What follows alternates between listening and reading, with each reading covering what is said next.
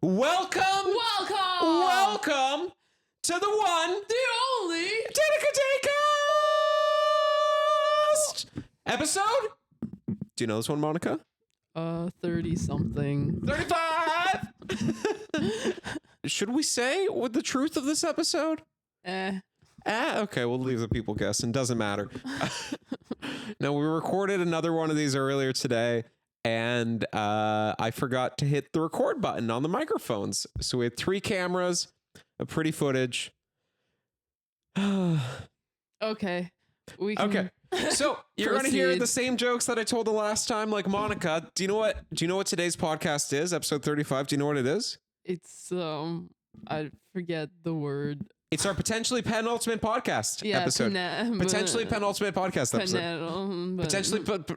Potentially penultimate podcast. Potential penultimate podcast. Potentially penultimate.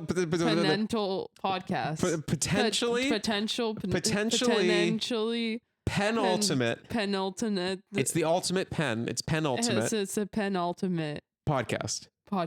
Potentially penultimate podcast. Say that 5 times fast. Potentially penultimate podcast. Potentially penultimate podcast. Potentially penultimate podcast. Anyways, the moral of the story is this is with episode 35. We are close to wrapping up the return of Danica Daycast for our 3-year Danica Daydreams anniversary. If you don't know yet, we're closing our business and we wanted to do something special. So each Tuesday of October, we brought these back and we got one more left. And then after that, do not expect a podcast in November. And then after that, everyone cries. Maybe we do one at the end. I honestly think though, maybe next week's one is the last one. Or maybe we're doing these podcasts with sunglasses on and we're cool dudes. Maybe that too. You never know. Yeah. So the future of these podcasts might be ending soon, but it's not over yet.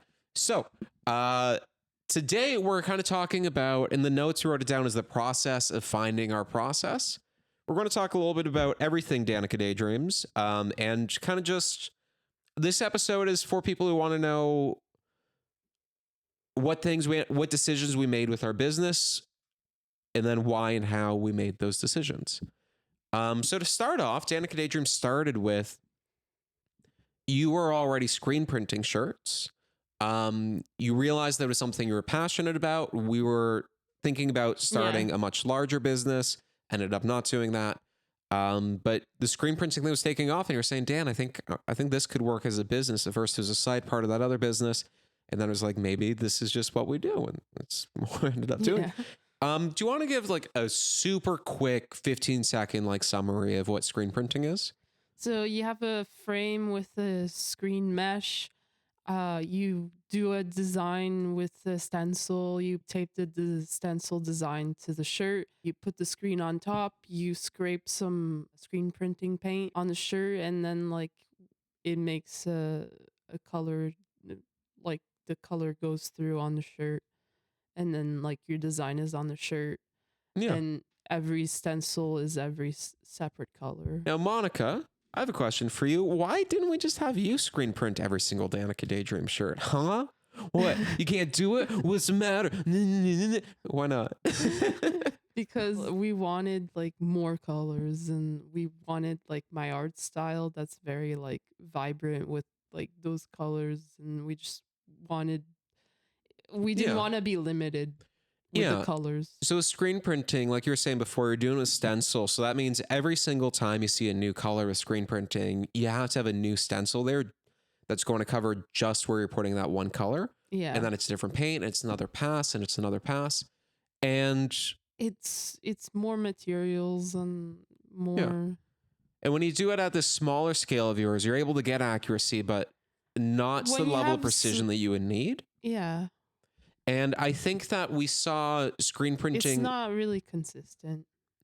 Not the way that you're doing it. No. But if we go to like a print shop, for example, and they have like the big professional machines where they just boom, boom, boom, boom, boom, they quickly do them. That's a different story. And it's a lot of time to do it. So I think screen printing is where you started from with t-shirts. We talked about it early on with Daydreams, and it's something that we kept talking about a little bit here and there. But it was clear to us that if we ever did adopt screen printing, it would be something that would be further out in the future. And it didn't make sense immediately. And it didn't make sense immediately for a few reasons. First of all, like you're saying, the consistency, right? If you're doing it at home, you're not able to get that kind of consistent look. So then we go to, okay, well, maybe we don't do it at home. Maybe we go to a shop. But if you go to a shop, you're paying for every single Yeah, color. you're just paying for every stencil and every. Yeah, every color is a new screen. So we would either have to really think about how we're limiting our colors, or we'd have to pay like hundreds and hundreds of dollars for each new design that we give this shop, because each screen can easily be like $50 plus. And then also in the beginning, we didn't want to, initially, we didn't want to carry any inventory at all ourselves. We really didn't want to. And then we tested out some products like stickers and pins. We realized those didn't make sense to outsource. Yeah. So those we were going to do in-house, and then the other stuff was going to be kind of shipped out. But yeah, we kind of had the dream back in the day of like, oh, maybe we could be on like a beach somewhere with laptops and we're just doing the work Yeah. and somebody else makes it and I they do ship it remember all out. that. That would have been so nice. Yeah. And so, yeah, so it would have been not consistent enough, not the level of quality that we would need if you did it yourself in-house. It also wouldn't be cost effective to do it ourselves. And at the time, we weren't looking to,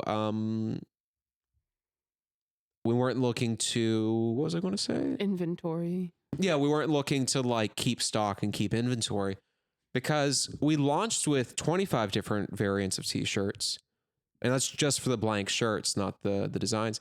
But then we expanded to 35, and that's just t-shirts, Yeah. and then we have crew necks and that. I was going to talk about what we did next, but how about just a real quick rundown of how we found the right blanks?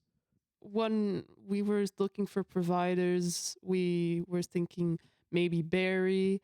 Yeah. And we found found someone local. Yeah.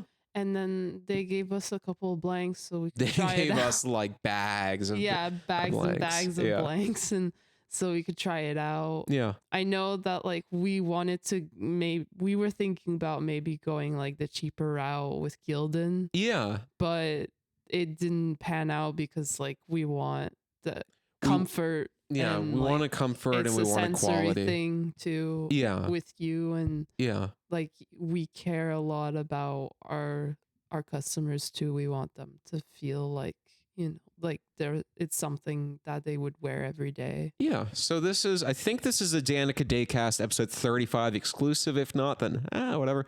But yeah, the blanks we ended up using. So a lot of people recommend, including a buddy of mine, recommend the Gildan 6400 as a t-shirt. We have, if you've seen the pictures we've posted recently of like recent early days of Daydreams, there's a lot of Gildan 6400s. It's a cost-effective shirt that feels half decent, but it's still a little scratchy. Yeah. And we tried out the Bell Canvas 3001, and we asked our friends too, and that's such a huge part. Get feedback from people. Don't just be in your own little bubble. And we came to the decision that the Bell Canvas 3001 was more expensive than the Gildan, and unfortunately, that meant it wasn't as profitable for us. But we insisted that we needed something that not just looked good, but also felt good, something that was of quality. My big goal was I wanted to be one of the more comfortable t-shirts that somebody owns. Not like a ridiculous, luxurious, like, oh, this is like $5,000 silk or whatever, But like, I wanted, when you're going through your shirts, I wanted you to be able to pick these out by feel. Yeah. And yeah, it looked better. It felt better. Our customers have told us how good they feel, and I'm always happy when I hear that. And also, Bella Canvas have amazing, if you look at their track record in terms of like ethics, everything that I see has been incredible. Gildan, not as much. But Bella Canvas, like their workers are treated well from my understanding. And yeah, we did decide to go with Gildan though for the sweatshirt. So our t-shirt was a Bell Canvas 3001. Our crew neck sweatshirt it's a Gildan 18,000.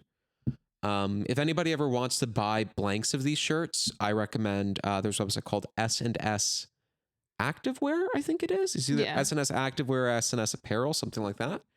But they're great. I've actually opened up 2 different accounts with them. One was for Danica Daydreams. Another I just opened on behalf of a guy I was working for, who was starting his own business right now. I told him about, my experience with shirts, and he wants to sell a little bit of merch. So I opened up a spot for him on that site, and both with us and with him, they approved us within minutes. So you do need an account just to see prices and order.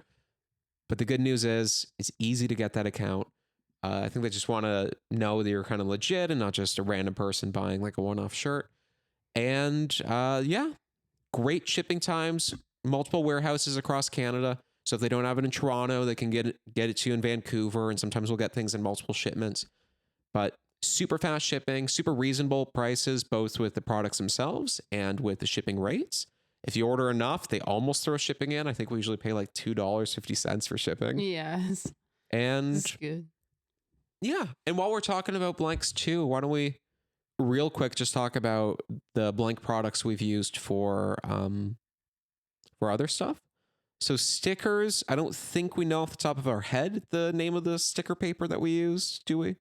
No, I just remember throw it the up on color of screen. the packaging. So we print off on, it's like sticker paper. You print it the same way. If you have a printer that can print like color photos onto like any photo paper, it can print onto the sticker paper.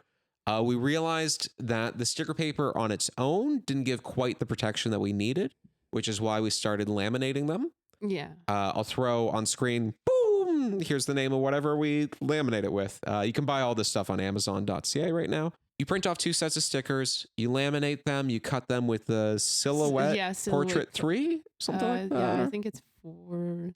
I think it's... We bought a nice machine from it's like a nice woman on one. Facebook Marketplace. Yeah, so we do that. It took a long time to figure it out, but once I figured it out, now it's just easy. Yeah. And if you want to see that process, it might be on our YouTube. It's definitely one of our older videos on our TikTok, I think. It's on one of those for sure. So check us out on our socials. We posted a video early on of you showing exactly how you make the stickers, how you go through that process. The last thing we do after we laminate them and cut them through the cutter is we flatten them. I think because they're laminated, they come out a little curved. Yeah, they curve a bit. So we just like throw them under some big books for a little while, keep them protected. And so that's it for stickers. For pins, we use... pins, it's presentation paper, Epson. Epson, yeah. It's very thin. And then we just print it in-house. Yeah, we print it off. It's a 13 by 19 sheet. Or I think it is. It's a big sheet. That's the important part. Yeah, it's 13 by 19. 13 by 19, yeah. So it's a 13 by 19 sheet that has all of our pins on it. And then you can buy on Amazon a little pin button pressing machine. They're not too expensive. When we bought the pins off Amazon, it came with pins that are like these really ugly white plastic like backings that was like thick, and it did not look good. Yeah, no. Especially because at the time we were selling pins for $10 each. It looks like the one for like voting. Yeah. Yeah, vote. Yeah, it's not the most flattering look. So we had to buy other like replacement pins for it, the ones that came with the machine. They weren't up to the standard that we had. And I think we've also had experiences where we thought it would be the right size. We had to order a couple to finally find out like, okay, this one works with our machine, this one doesn't. But yeah. And then, and I'm flying through this because we may or may not have recorded one of these before, and I took too long. I was like, so then we did this. And then the last thing is the paper that we use both for our art prints and also for our gift cards. Monica, where do we get that paper from? It's Red River. Yeah, Red River. Red River, they're a company in the States, I think Texas. Maybe I'm wrong on that. I might just be making that up. They've been incredible. So they have amazing, amazing quality stuff, but also at a reasonable price. Like I used to work in a camera store, so I know like, there's some more premium brands like Hahnemühle and others. I know Ilford is there. I don't know if they're premium or not. I can't remember. It's been a while. But if you compare the Red River stuff to some of the more expensive options out there, I found the Red River is comparable in quality. Like I think it's incredible. They say it's museum grade paper, the stuff that we use. And I think it is. Is it the Polar Pro paper that we were using? It's the rag. It's Well, it doesn't matter. The point is, I don't remember by I heart. think, well, I think one important thing, I think one important thing is, one paper type isn't perfect for everybody, right? Depending on the type of artwork they might want to print, you will probably want to use a different kind of Oh, paper. it's like pro satin rag or something. Is that a pro satin rag? Might be pro Yeah. satin rag. But what we did and what I recommend anyone to do is go on their website and they have a couple different sample packs of paper. Just order their sample packs, print the exact same image on these different paper types and compare them side by side. Yeah, because if your design is like with you want different styles like shiny or matte. Yeah. Glossy or matte. Yeah. Yeah. Yeah. So that's who we use. We use Polar Pro both for our 11 by 14 art prints, and we use them with our what's that other thing that we do? The greeting cards. The greeting The greeting cards, yeah. And they've been amazing for that. And then I think we buy the envelopes and the bags off Amazon or Yeah. something like that. One of those might come from them and the others off Amazon, something like that. Yeah, and then also we were printing with a Canon Pro 1 printer. We were using that until a handful of months ago when it died. Amazing quality printer. Uses 12 cartridge pigment ink system. Pigment inks are important because they last longer if they're exposed just to normal stuff. Like, you know, if they're just out, you don't have them in a like portfolio kind of like sleeve, or if you don't have it behind glass, other prints will fade over time, whereas the pigment ones are built to last a lot longer with their prints. That broke on us a few months ago. We switched over to a Canon IP 8720. It's not as good, but it cost us $200. So we stopped doing the art prints because that was the best quality possible to own Danica Daydreams art. We stopped those when the old printer died. And then we switched over to the 8720. The colors weren't identical, so we had to kind of, make adjustments to the files to get similar results. Well, you didn't make. I used the Royal Wheat. And that printer is one that I would say if you need something just to get you by for a few months, go for it. If you're looking for something better, then you don't have to get a Canon Pro 1. They're discontinued. I don't know what the new equivalent is, maybe 300. But, look at something better later down the line. Don't expect the 8720 to last you long term if you need something solid for quality. And also, if you don't want to pay Canon for the price of ink, check out Precision Colors. It's a little sketchy, but you would like refill the ink cartridges. And do you want to quickly talk about that? Yeah, it's a difficult process because you have to have like a syringe needle, and then you have to make sure there's no bubbles when you're filling up the cartridge. Yeah. And it's a pain, but it saves money. It saves so much money. It's the quality is. Oh, and then you have to replace the chip. Yeah, you have to on the Pro 1, you have to take an X-Acto knife and do a little thing so you can pop the chip off that tells the printer like if it's running low on ink or if it's high, because even if you put the ink back in, if the chip says it's out, it won't print because it thinks it's out. So we had to do that. That was a little sketchy, but I did that. I'm not saying we no more. No. I took the X-Acto knife. I took the X-Acto knife. Oh yeah. Who do you think showed you how to refill these inks? Okay. And then with other printers like our IP 8720, there's a little chip resetter thing. You pop it in. Totally worth looking into. Check out Jose Rodriguez on YouTube. He's the man. He's got all the guides that we follow. And yeah, Precision Colors were cool. Let's talk quickly about what we ended up going with for sure. So we decided that we really liked the idea of a print-on-demand business model because we could be on a beach typing away on our keyboards, which we never ended up doing. We like the idea of someone else making the shirts for us. So that's what we did for collections 1 through 5. It took us like 6 months to find the right provider. The first people we tried were Printify. You got it.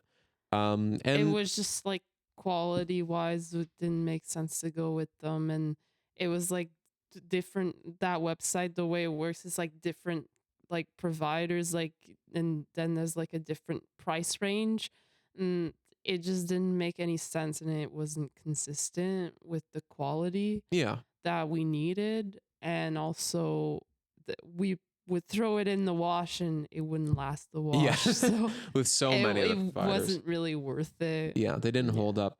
I find, so color is a big thing. We couldn't get consistent color because, of course, if you have one company in Canada that's using X printer, and then there's another company in like England who's using Y printer, they probably don't quite match up. And if you're doing something where it's just like simple images or maybe just a little text, and the point isn't the art itself, maybe not the end of the world. And I can totally recommend if somebody wants a good provider for, just shirts with words, basically. Printify's probably got some great options. And they even do cool stuff where, like, if one vendor doesn't have something, they'll automatically route it to another, which in a lot of cases is good. For us, it's bad. We want consistency. We want quality. And after trying for forever with Printify, we realized it wasn't for us. We wanted one provider that would be reliable. We wanted one provider where, whether you ordered in Canada or the US, you'd still get the same looking shirt. So who do we think was the right match for that? Printful. Yeah. And then we ran into the same issue with the US, and they didn't have the same printers. And Yeah. it wasn't the same colors, so it wasn't consistent. That's the thing. They have one location in Canada and two in the US. And like you're saying, it's not consistent because they have different printers, which have different calibration. Yeah. Right. I remember we ordered the exact same shirt, and we ordered the exact same shirt twice. Once we got it from Canada, another time we got it from the US, and the colors were drastically off. Yeah. And not just like I'm being nitpicky, but like I can show somebody who isn't an artist and they'll go, oh yeah, that's totally different. Maybe not necessarily it looks bad, but it's not consistent with that. And I want, if in September somebody orders from Canada and October somebody orders from the States, I want those two shirts to look the same. Yeah. Consistency is everything. And that's why we ended up like going with Printful, but just doing Canada. Yeah, we always planned on the beginning of like launching in both Canada and the US, and we couldn't go to the US until we were collection 6 because there was no option through Printful at the time, and maybe it's changed, for a customer in the US to place an order but to still have it fulfilled in Canada. Yeah. We couldn't block that off. And I tried workshopping things with the guys. I'm like, what if I set it up like this? And they're like, no, it doesn't. It doesn't work like that. And then also cost with Printful was another thing. So yeah, it was expensive. Shirts were expensive. Ironically, the day that we switched away from them, they dropped their rates. Yeah, and then they were like, kept on pointing that out, like, now they do it. How could they? And yeah, so there was that. Another thing too is that it's not just the cost of the shirts itself. It was also the cost of if we wanted a tag done. I can't remember the exact price, but it wasn't insane, realistic. So we were already charging $35 and then eventually $37 per t-shirt. Yeah, because you hated the shirt tags so much, you just wanted to I just wanted to rip them all off. We just ended up never really worked out, so we ended up keeping it. The other big reason though is I also wanted somebody to know where they bought the shirt from. Yeah. Because we didn't put it on the front of our clothes. Some people love walking around with logos on them. I'm not one of those people. If I'm paying for your product, I don't want to also have to be like a walking billboard for it. And when we spoke with customers, it's interesting. We got both reactions. Some people said like, I like that, like, you don't have a big logo splattered like all around. And other customers would be like, what'd be cool? A big old logo. So different strokes for different folks. But for us, we wanted to have a logo, but we wanted it to be seen by the person who's putting on the shirt, right? It doesn't need to be seen by the rest of the world. So now, after we switched our provider, we have one at the back of our shirts. It's got our logo, Danica Daydreams. It says "Stay Strange." Yeah, and then another thing that also cost money was our thank you notes. With each and every order, we give out a thank you note. A lot of them have little drawings on them. Some are just sweet messages. Yeah, it was like a stock fee. And I think we paid a monthly fee just to keep them there. And then also they charged us every single time they pulled one. I think it was $1. I might be wrong. It was but just to pick one. It was something insane. Like, and I remember, I remember we decided to do those, or we like had just finished doing them like a week and a half before like we launched. Do you remember we had like one day where we like I wrote down 50 and you wrote down 50. We had to like rush the Canada Post. You're like the fastest shipping they had to like get it out. But yeah, so Printful were cool for a while.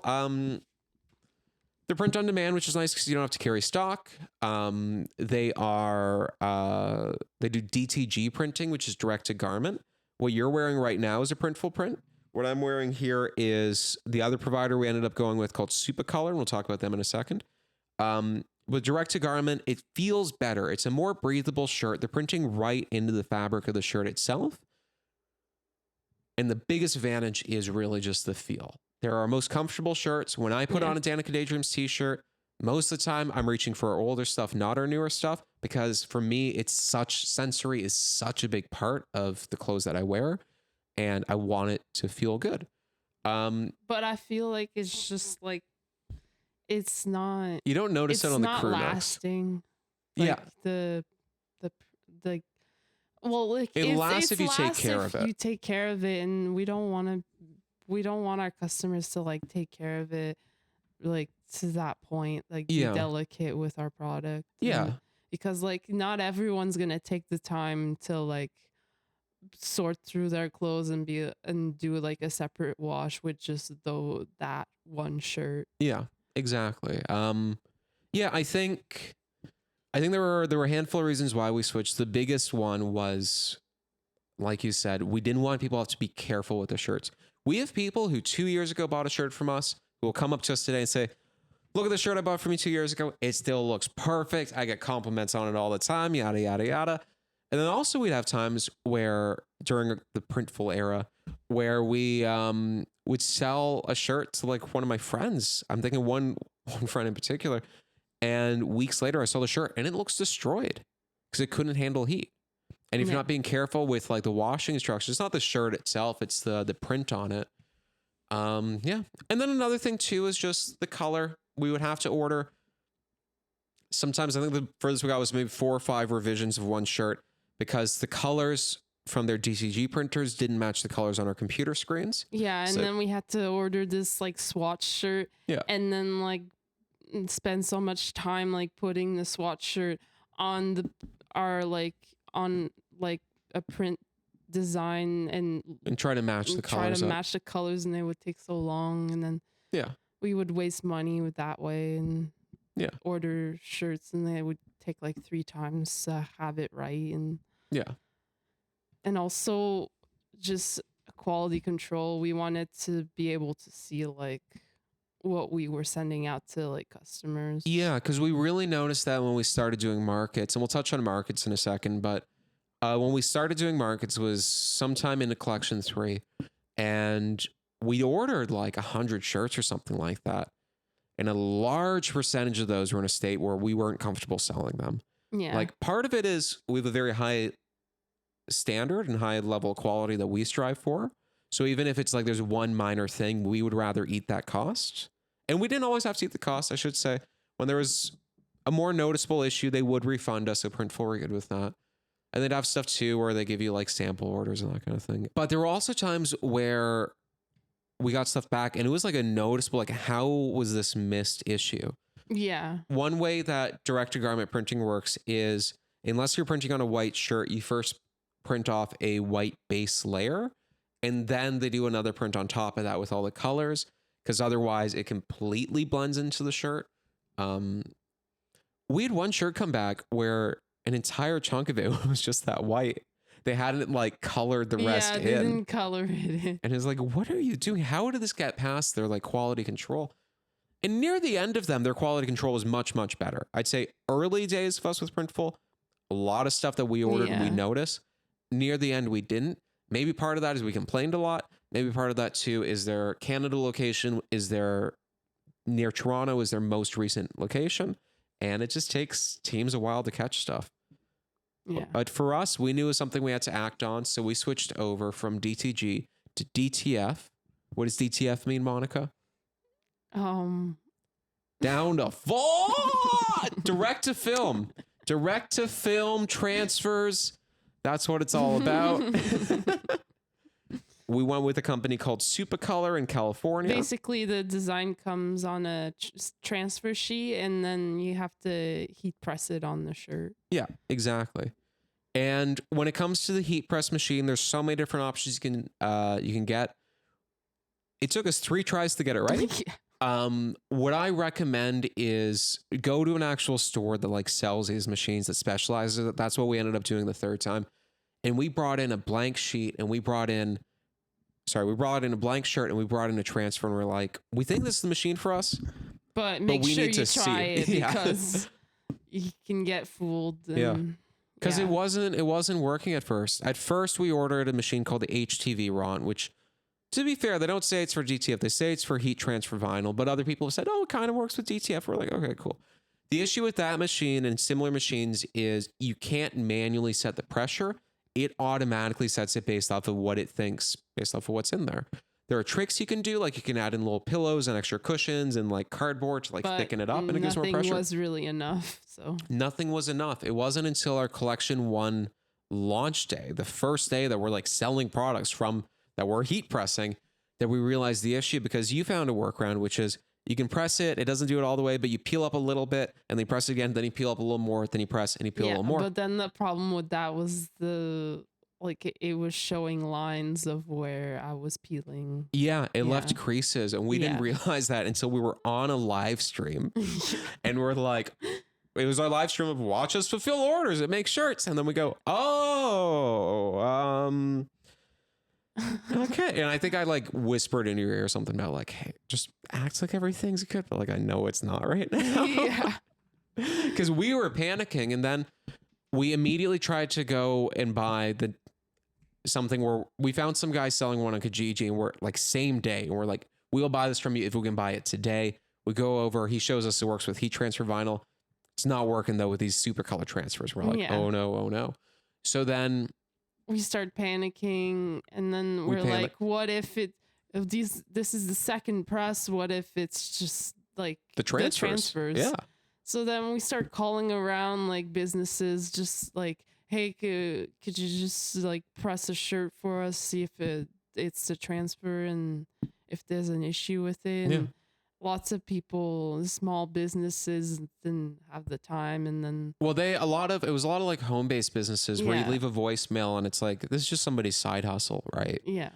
So those said no, and then there were the really large ones that were dealing with like corporate clients. Like, no, you can't. We're not doing 1 shirt. If you want to do 100 shirts, talk to us. But we want to do 1 shirt now. And then it wasn't. I forget who it is, but there's a place in the Georgian Mall. There's this one store where like they have a heat press like in house, and like they sell all these really cool shirts there.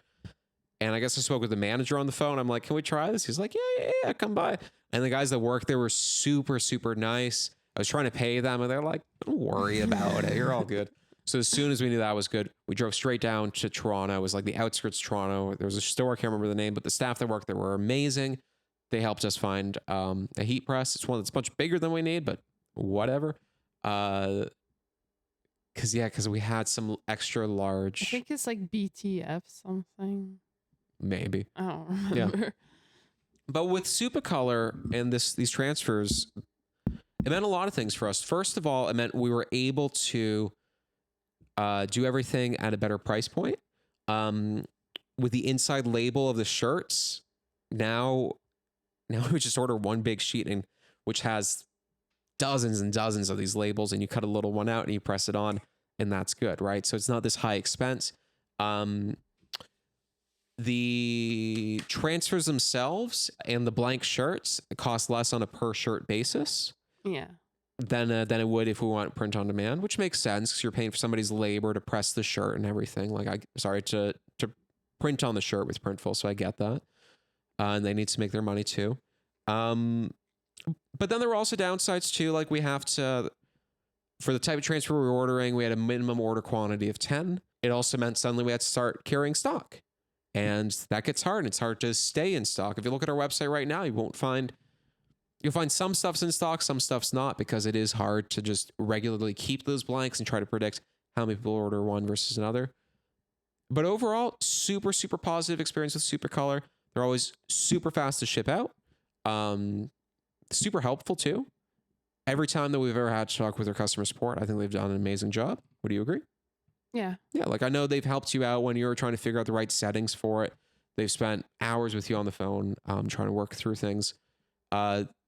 Last year, we did a very large order of like 31 shirts, 31 different transfers, or 310 transfers total, like 10 transfers each of 31 pieces of art for October last year.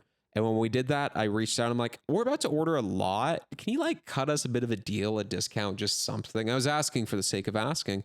And not only did they say, yeah, of course, here, you're not paying us much, but they put us on their like their big boy and girl plan, or they I forget what it was. We went on like the wholesale plan or something like that. Yeah.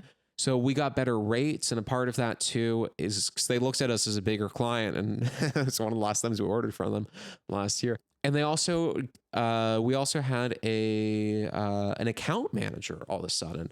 We had somebody who would check in with us like once a quarter, and it would also say, hey, anytime you want to talk, just call me, email me, anything like that. We had two of them. They're both super friendly, super nice, who would check in, who want to know more about our business, kind of what we're doing, how it's been going for us, answer any questions that we had.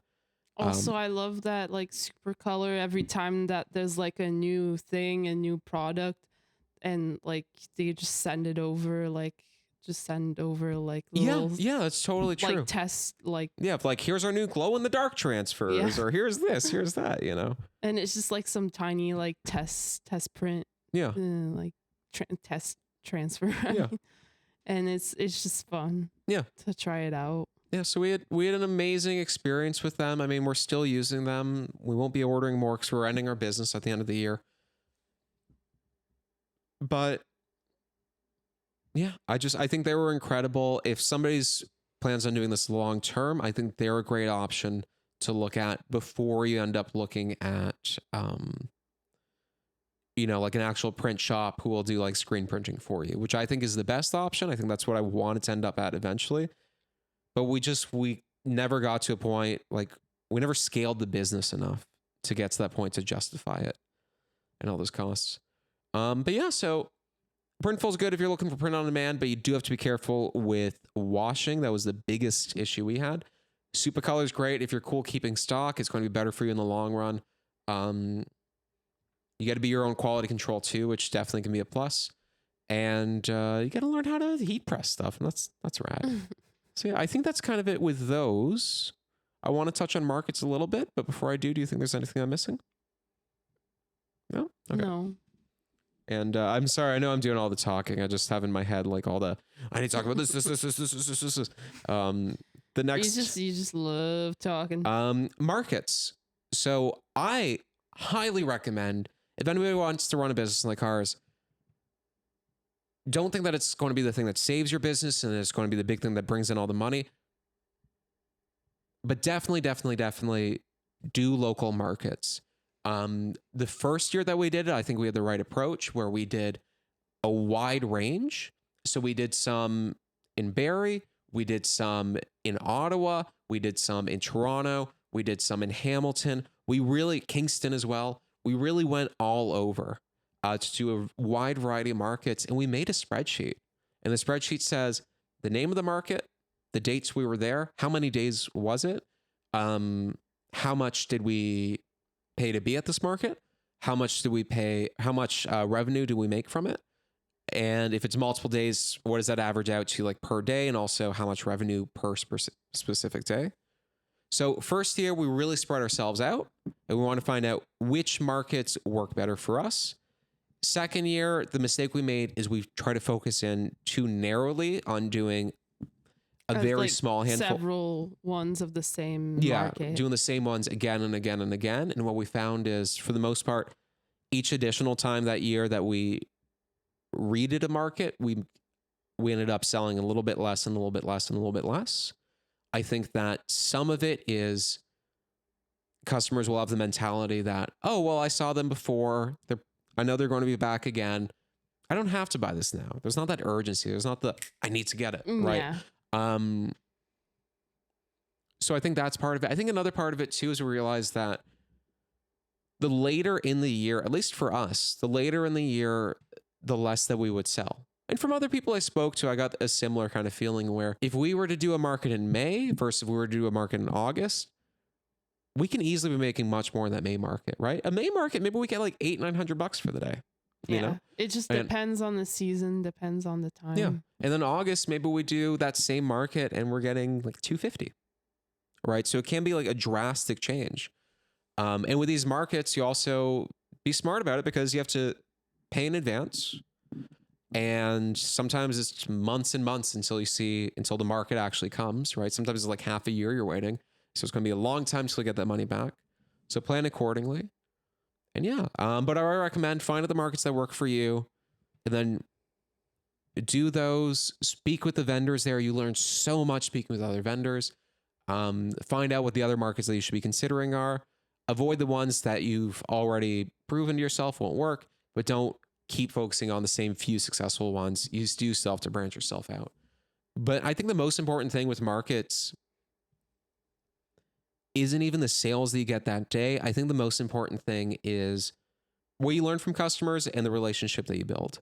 Yeah. First of all, in terms of building relationship, we've had so many people who've come back who like we saw in like 2022 that we saw again in like 2024 who are like, I bought this shirt from you 2 years ago and it still looks great. I still like, I think I said this earlier, like I get compliments on it from my friends. I'm thinking of one specific when I say this, we've had similar conversations of like, oh, I buy from you guys like every year that you're here. I do this, I do that. And I'm like, yeah, that's awesome. Thank you.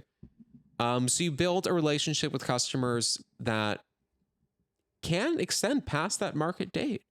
Another great way of doing that too is get them to follow you on social media. And ask to see their social media if they're an artist. We have so many like cool artists that we ended up like following back. And also like we have like an email sign up sheet at all our markets. Yeah. Because like you can't depend on like a certain app because like, you know, like apps always change and it's not always popular and it's not always like hip with the kids. Yeah. You don't know what the future will be. Yeah. And like emails are always, people always have emails. Yeah. And like we would give like a free like 1-inch sticker. Yeah. Here's one of the stickers that we would give out. Here's one of the rejects. You can see it's a little too far on this side and that side. That's why we keep them.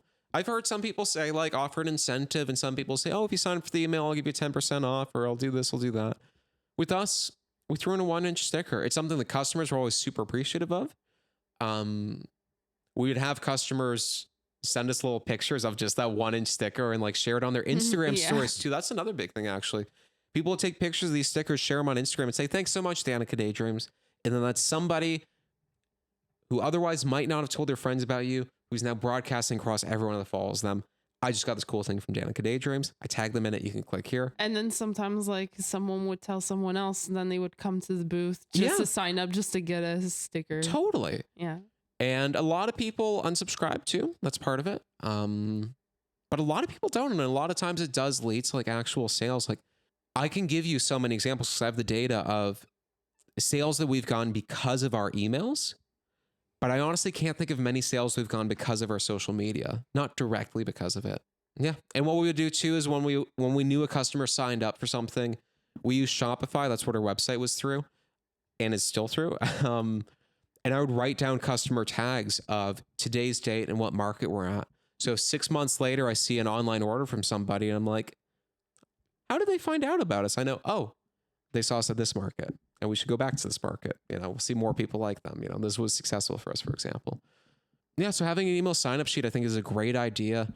On days that we were lazy with it, maybe we'd get like 10 people to sign up. On days that we really asked people, you know, not really pushing too hard, just being, hey, do you want to sign up for email?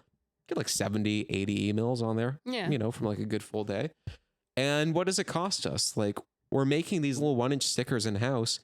Maybe it costs us like 7-8 cents for a sticker. Yeah. Cause they're that small. So. They're nice and small. You're printing out on like 8.5 by 11 sheet. And also like it covers like, it's like a full sheet and it covers it all. Yeah. Cause usually with the big stickers, I have to space them out so much. Exactly.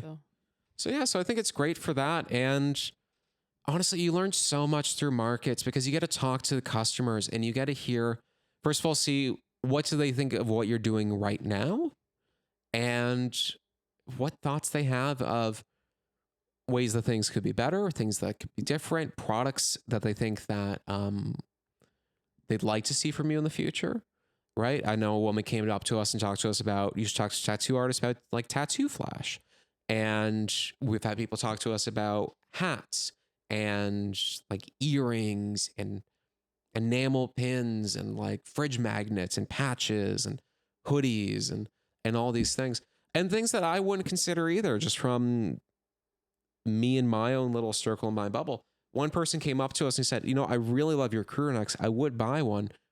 But my issue with it is the design's on the front and not on the back. And here, I'm going to stand up. So this is what he said. He said, because when you're like posing for a picture, you go like this.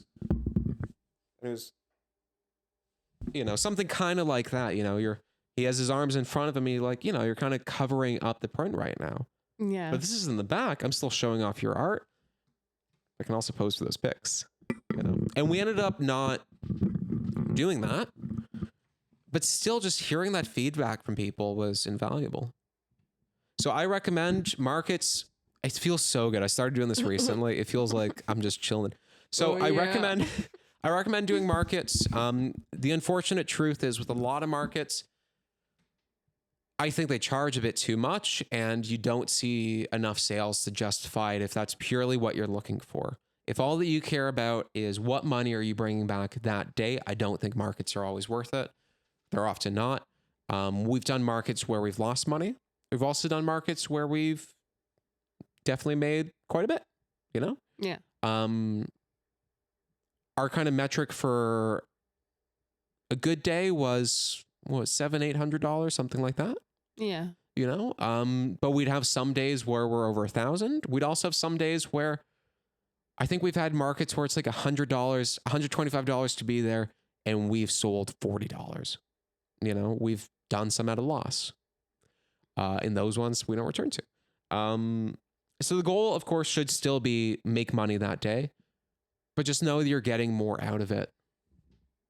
Yeah. Yeah. Quick kind of rapid fire of markets that I really liked and why. And then it'll be time for something else. So first of all, one of my favorite markets to do, actually two of my favorite markets to do, and I love both of these markets for similar reasons, are in Guelph, there is the Guelph Handmade Market, and in Toronto, there's the Toronto Artisan Market. What I love about both of these is both of these, first of all, I feel are very reasonably priced, but you still get a great turnout. So my costs aren't too high, but I know that I'm still bringing in a good amount of revenue at the end of the day, most days. More around May than I do around August, right? But earlier on, the better. The people there are super friendly. When it comes to Guelph Handmade Market, I think it's a small group. When it comes to Toronto Artisan Market, I believe it's just the one woman. She's incredible. She's just like approached us a few times being like, hey, you know, if there's anything I can do for you, let me know. If you ever want to be in like a different spot next time. Super accommodating, super easy to get along with. One of my favorite market organizers, probably. Not that we meet all of them. And but also like she sends out like the information like really early, and then it's just so easy to just know what we're doing. Same too with the Guelph Handmade Market. As a vendor, I want clear instructions, especially as an autistic vendor. Woo-hoo, I like clarity. So both of those, they were always amazing. They gave us all the information we needed ahead of time with plenty of time to spare. So it's not like we did certain markets. I'm not going to name names. We did certain markets where it was like 8 p.m. the night before, and we still didn't know where we actually are going to be, what our spot number is, how we're setting up, what time can we get in. We didn't have that info. Not the case with Guelph Handmade Market, not the case with Toronto Artisan Market. So both of those, I love them. I highly recommend them to anyone who's looking to doing some vending. Talking about Guelph as well, Guelph Art on the Street. That was another incredible one. A few things I'll say about it. Very, very well done. If anything, they gave too much information. Yeah. They also like give these like gift bags of give like gift bags from local businesses. What's some stuff we've gotten from them? Some vinyl records. Yeah, and then we have chocolate, some treats, some carrot seeds. Yeah, just little stuff from cool all these stuff, and some coupons. Lots of coupons. And super well organized. Give us tons of information well in advance.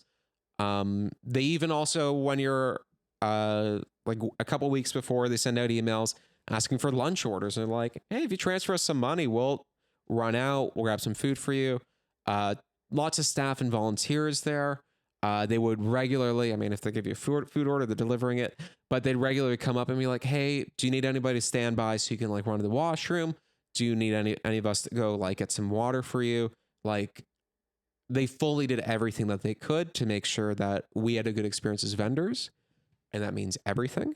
Yeah. Going to another great experience. Now, if we go up to Toronto, one really great one that we did was Big on Bloor. I always really loved Big on Bloor. First of all, it's just a fun event. Yeah. It's like a huge festival where they'll have like music and tons of performances, so many different vendors from food to art to like a little bit of everything in between. You never quite know what you're going to see there. I also love doing markets in Toronto. Toronto has, in terms of demographics, a very diverse population, but also in terms of psychographics, just in terms of what different people's wants and needs. You know, maybe this person's really like this, maybe this person's really like this, and you never really know who you're going to get. And from like one to the next, to the next, to the next, to the next, it's amazing. Whereas like we've done some where we did one market, I can't remember where, but it was in like super, super small town, wasn't quite our vibe.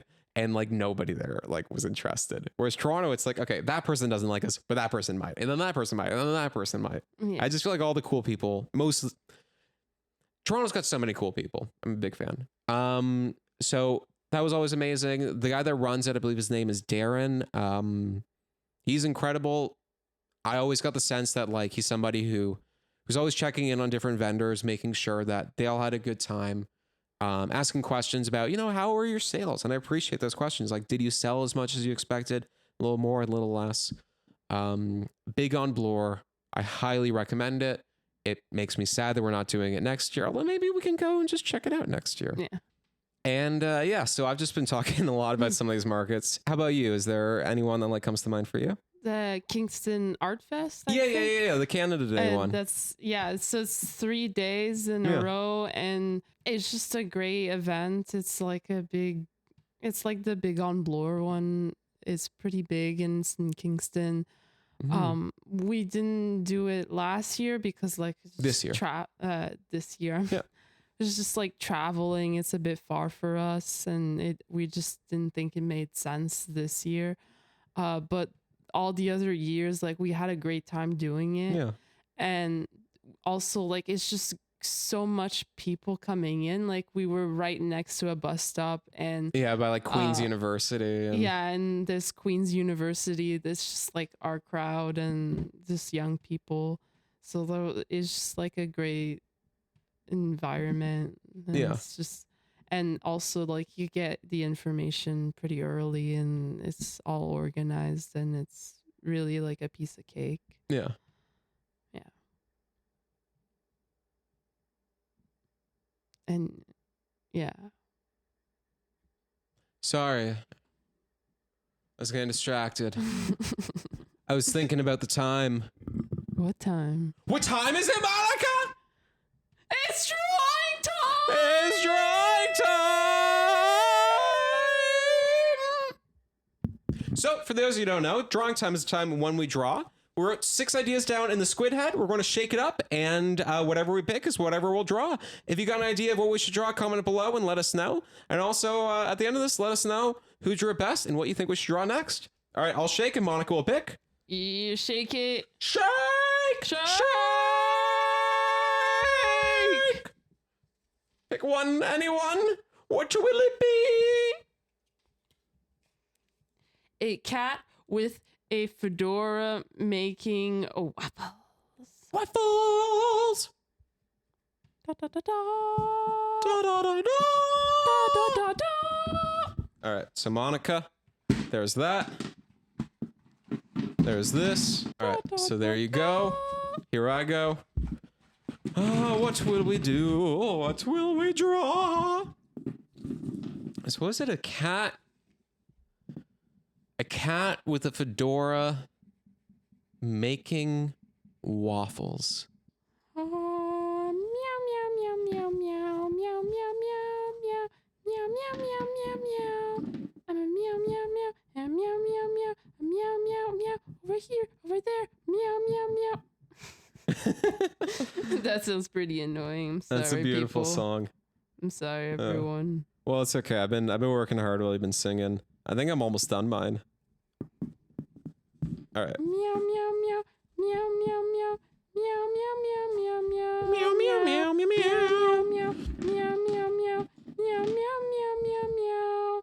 A meow, meow here, and a meow, meow there. Here a meow, there a meow, meow, meow, meow, meow, meow, meow, meow. Meow, meow, meow, meow, meow, meow, meow. Meow, meow, meow, meow, meow, meow. Are you saying yum? No. I think you it changed just the yum sounds near the like end. it. I think you changed the yum. Okay, I'm trying. Trying here. Oh, by the way, this idea is from my little brother Elliot. Thank you, Elliot, for the idea. I hope you like what we drew. Okay. Alrighty. Monica, you look like you got yours ready. Let's see yours first. Okay. It's Okay, a kitty cat, and he's got a pan.